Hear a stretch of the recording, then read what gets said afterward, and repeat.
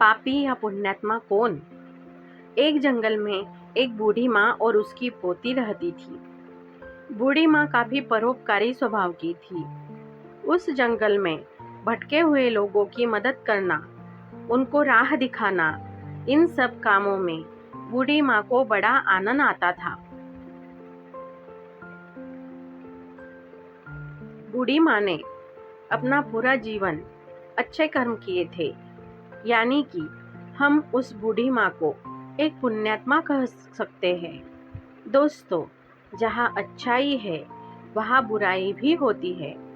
इसी जंगल में 4 लुटेरे लूटमार करने के लिए भी आते थे।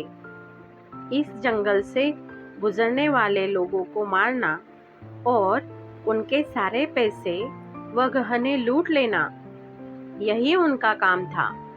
यह लुटेरे इतने निर्दयी थे कि किसी को भी मारने से पहले एक बार भी नहीं सोचते थे।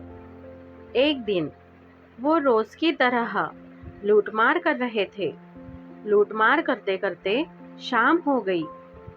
बिजली की चमकार और बादलों की गड़गड़ाहट के साथ जोरों से बारिश होने लगी। वह चारों लुटेरे जंगल में सहारे के लिए इधर उधर भागने लगे।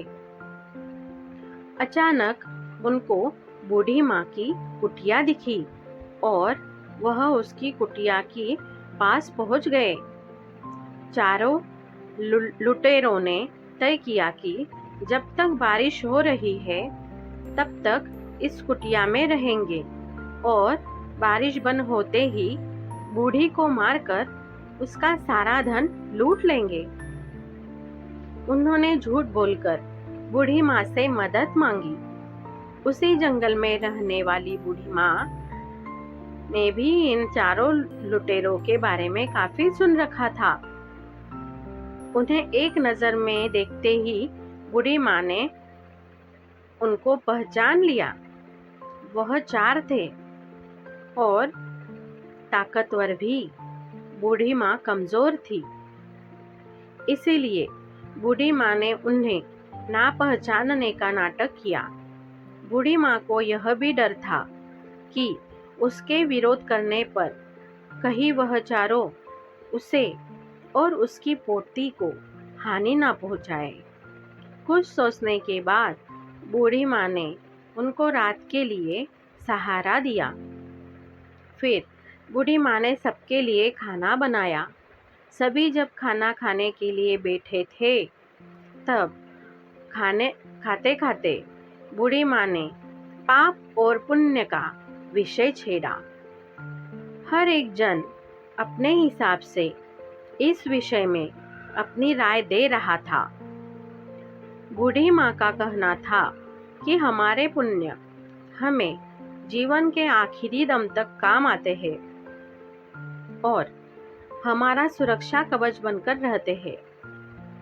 बूढ़ी माँ की ऐसी बातें सुनकर सभी चारों लुटेरे ठहाके लगाकर हंसने लगे। जाहिर सी बात थी कि चारों ही लुटेरे पुण्य की ऐसी बातों में विश्वास नहीं रखते थे, इसीलिए बेधड़क पाप वाले काम किया करते थे।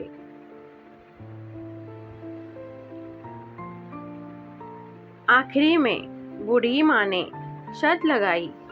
वह बोली, बाहर बिजली गिर रही है। हर एक व्यक्ति उस सामने के पेड़ को छू करके वापस कुटिया में वापस आएगा।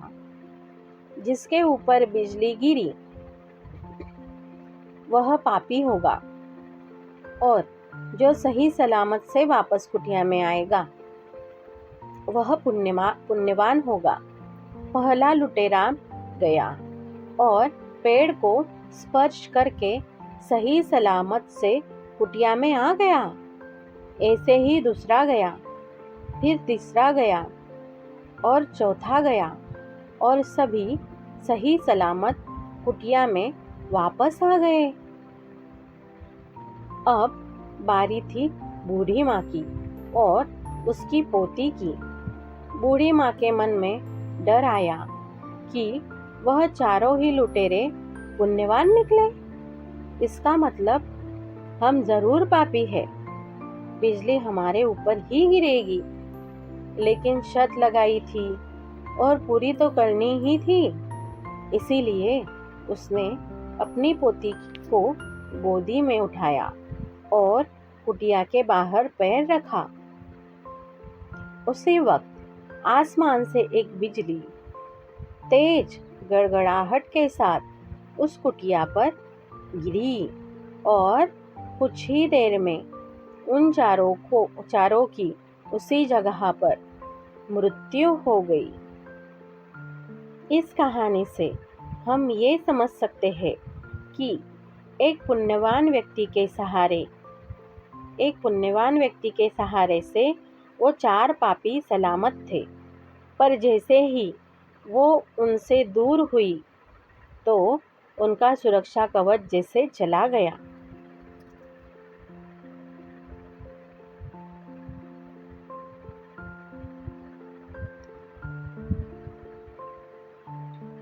दोस्तों, इसीलिए हमें हमेशा अच्छे और भलाई के काम करते रहना चाहिए और जितना हो सके सच्चे और अच्छाई के काम करने वाले लोगों के साथ रहना चाहिए, यानी कि सत्संग करना चाहिए।